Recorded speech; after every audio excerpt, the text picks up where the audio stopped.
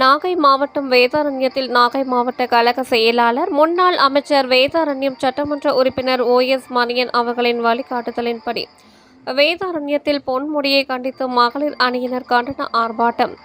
பெண்களை பற்றி அவதூறாக பேசிய அமைச்சர் பொன்முடியை கண்டித்து நாகை மாவட்ட மகளிர் அணி சார்பில் வேதாரண்யம் பேருந்து நிலையம் அருகில் மாவட்ட மகளிர் அணி செயலாளர் இளவரசி தங்கராசு தலைமையில் மாபெரும் கண்டன ஆர்ப்பாட்டம் நடைபெற்றது.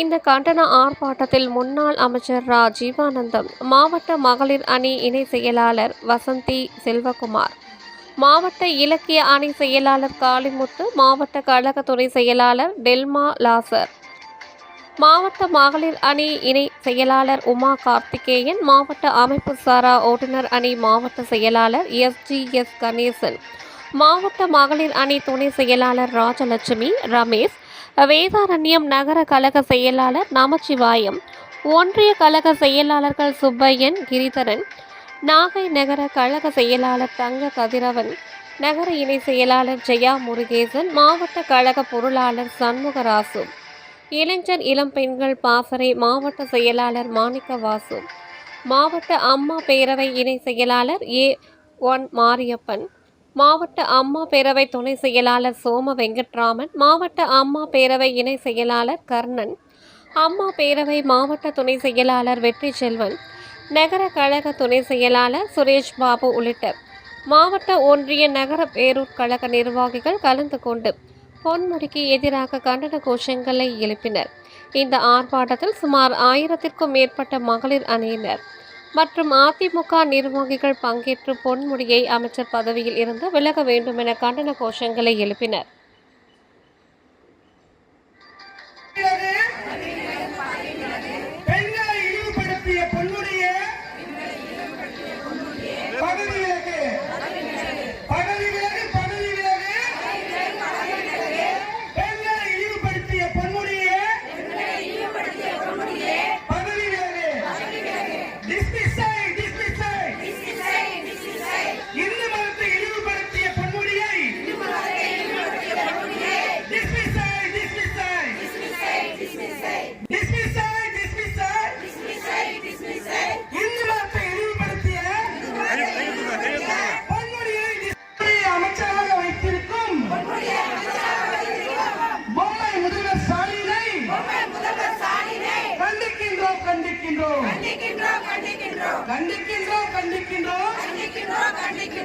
பொன்முடியை அமைச்சராக வைத்திருக்கும்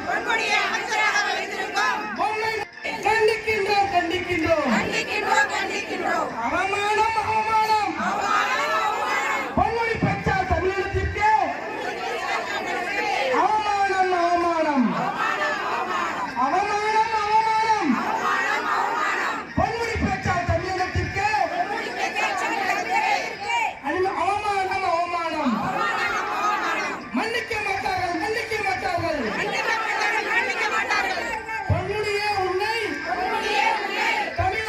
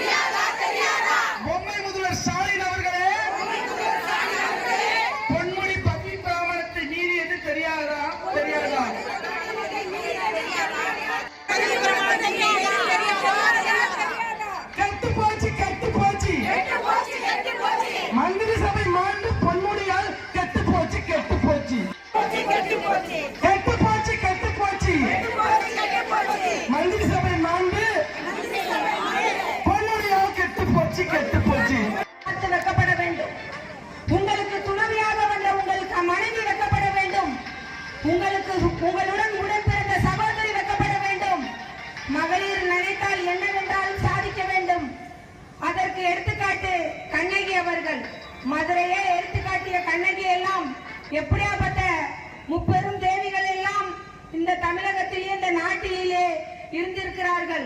அது மட்டுமல்ல, நம்ம எல்லாம் தாங்கிக் கொண்டிருக்கும் பூமியே பூமாதேவி என்றெல்லாம் பெண்ணை புகழ்கின்ற எங்கள் மூதாதையர்கள் உள்ளனர்கள். அனைத்து ஆறுகளிலும் காவேரி, கங்கை என்றெல்லாம் பெயரழைத்து பெண்ணை பெருமைப்படுத்துகின்ற சமுதாயத்திலும் நாம் எல்லாம் வாழ்ந்து கொண்டிருக்கிறோம். விடியா திமுக அரசே, சமுதாயம், சமதர்மம், சமத்துவம் என்றெல்லாம் நீங்கள் ஆட்சி நடத்தி கொண்டிருக்கிறீர்களே, உங்களுக்கு வெட்கமாக இல்லையா? நான் பொன்முடியை பார்த்து கேட்கிறேன், உங்களுக்கு கேவலமாக நீங்கள் பேசுகிறீர்களே, இதெல்லாம் நியாயமா? நான் உங்களை கேட்கிறேன், எங்கள் தலைமுடிக்கு கூட ஒப்பிடாத பொன்முடி அவர்களே, நீங்கள் பதவி விலக வேண்டும். உங்களுக்கு வாய் கொழுப்பு அதிகமாக இருக்கிறது. உங்களுக்கு சுகர், பிரஷர் இருந்தால் செக் பண்ணிக் கொள்ளுங்கள். தேவையில்லாத புள்ள பூச்சை இந்த விடிய அரசின் முதல்வர் மடியில் கட்டிக்கொண்டு வருகிறார்.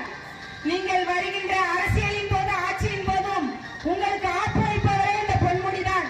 ஏனென்றால் அவர் வாய் யாரை நோக்கி வந்திருக்கிறது என்றால் எங்கள் மகத்துவமான மகளிரை நோக்கி நீங்கள் கொச்சை வார்த்தைகளை பேசிக் கொண்டிருக்கிறீர்கள். இதற்கெல்லாம் உங்கள் ஆட்சி அழிவு பாதையை நோக்கி பயணிக்கிறது என்று அவங்களுக்கு எல்லாம் தெரியும். அவங்க மெத்த படித்தவர்கள், அனைத்து அறிந்தவர்கள். இன்று உள்ளாட்சி துறையிலே 50% வாக்கு முதலிடத்தை பெற்று ஆட்சி அதிகாரத்தில் பங்குயேற்கிறவர்களுக்கு இந்த நாட்டிலே உயர்ந்து நிற்கிறார்கள். அவங்களை பார்த்து நீங்க கேட்கிறீங்க, படுத்தால் 10, நுண்ணா 5, ஒரு ஈவாசல், ஒரு இந்திய நாட்டில் வாழ்ற மக்கள் 90% இந்து மக்கள். அதுல எல்லாரும் பெரும்பாலானவர்கள் எல்லாம் சாமி கும்பிடுறவங்க தான். மனசை தொட்டு சொல்லுங்க. திமுக திராவிட முன்னேற்ற கழகத்தில் இருக்கிற எல்லா சகோதரர்களையும் கேட்கிறேன், உங்களுக்கு நீங்க சாமி கும்பிடுறதையா, உங்களுக்கு கிராம வைக்கலையா, விபூதியை பூசலையா, குடும்பத்தை வச்சுக்கலையா, என்ன செய்யற நீங்க? ஏன் நடிக்கிறீங்க? ஏன் வெறுக்கிறீங்க? எந்த விஷயமா இருந்தாலும் தப்பு கேட்க பிராணி தைரியமும் இருக்கணும். அதுக்குதான் நம்ம படிச்சிருக்கோம், அதுக்குதான் பிறந்திருக்கிறோம். நம்ம அடிமைகளா? எந்த யார் தவறு செய்தாலும் நேற்றுக்கள் பிறப்பின் குற்றம் என்ன? நீங்க ஏன் அவங்களுக்கு பயப்படுறீங்க? நம்மளுடைய கொண்டாட்ட மதத்தை தப்பு மன்னிப்பு தெரிஞ்ச சுயமா சரி, ஏதோ வயசான காலத்துல நம்ம ஜீவில உள்ள புகைப்பாட்டுனால நம்ம பேசிட்டோம். சரி, நம்ம எப்படியாச்சும் இந்த பேசுறதுக்கு ஒரு பதவி நீங்க பார்க்க போக வேண்டியதானே? உங்க முதலமைச்சர் உங்க வீட்டை இருந்து உங்க அவரோட அமைச்சரவை இருக்க வேண்டியது தானே? அந்த ஓசி பஸ்ல போறேன்னு ஓசி இலவசங்கிற வார்த்தையை கூட சொல்லக்கூடாதுன்னு நினைக்கிறவங்க நம்ம அம்மா. எதையுமே இலவசம் சொல்லக்கூடாது. எதை கொடுத்தாலும் அது விலையில்லா அரிசி, விலையில்லா கிரைண்டர், விலையில்லா மிக்சி, விலையில்லா ஆடு, விலையில்லா மாடு, விலையில்லா கோழி, விலையில்லா மடிகணினி, இப்படி எதை கொடுத்தாலும் விலை இல்லாமல் தான் சொன்னாங்க. தவிர இலவசங்கிற வார்த்தை கூட அம்மா பயன்படுத்தினது கிடையாது. ஆனா உனக்கு எவ்வளவு வாய் கொழுப்பு! உங்க அப்பா வீட்டுல என்ன கொண்டு வந்து கொடுக்கிற பெண்களுக்கே ஓசி பஸ்ங்கிற.